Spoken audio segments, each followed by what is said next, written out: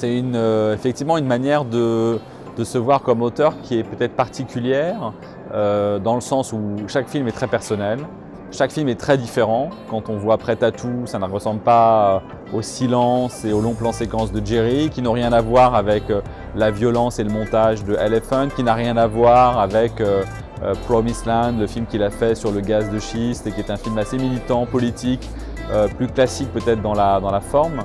Donc on passe vraiment d'un univers différent à un autre, ça c'est déjà une chose importante à dire, c'est que c'est un cinéma très hétérogène, mais c'est vrai que c'est un cinéma où la présence des autres est importante, à la fois comme un thème, l'altérité, la rencontre, l'autre, le désir. C'est un cinéma assez érotisé, pas érotique parce que c'est un cinéma assez pudique, mais assez érotisé, assez sur le motif de l'amour par exemple, qui est quelque chose qui revient très souvent. Mais aussi derrière tout ça, c'est évidemment les collaborations qu'il y a derrière. Soit les collaborations au scénario, soit les collaborations à la lumière. Il y a beaucoup de fidélité, il y a beaucoup de gens qui reviennent, avec qui il a envie de travailler. Et c'est vraiment un emblème d'un cinéma assez collectif.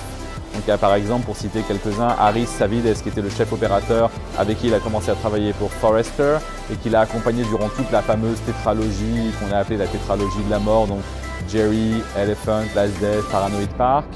Donc ça c'est quelqu'un de vraiment très important. Il y a Danny Elfman à la musique, Christopher Doyle qui a été chef opérateur sur d'autres films. Donc on sent cette complicité avec certaines personnalités et puis évidemment avec aussi des acteurs qui ne sont pas tout à fait des acteurs, comme Matt Damon, qui a joué évidemment dans plusieurs films de Gus Van Sant, mais qui a été aussi à l'origine des films dans lesquels il a joué. C'est-à-dire que le film Will Hunting, par exemple, c'est lui qui en avait l'idée. Alors le film, je crois, ne ressemble pas totalement à l'idée qu'il en avait eue au début. Je pense que c'était un film plus film d'action, alors que le film, au final, est plus un film sur la métamorphose d'un délinquant en un génie qui va assumer son génie, qui va aussi assumer qui il est comme être humain, comme adulte. Mais c'est une idée qui venait de Matt Damon. Et d'ailleurs, il a été récompensé pour son scénario. Jerry, c'est aussi lui qui est co-scénariste avec Casey Affleck. Le gaz de schiste, Promised Land, c'est aussi un projet qu'il avait, Matt Damon, qu'il voulait réaliser.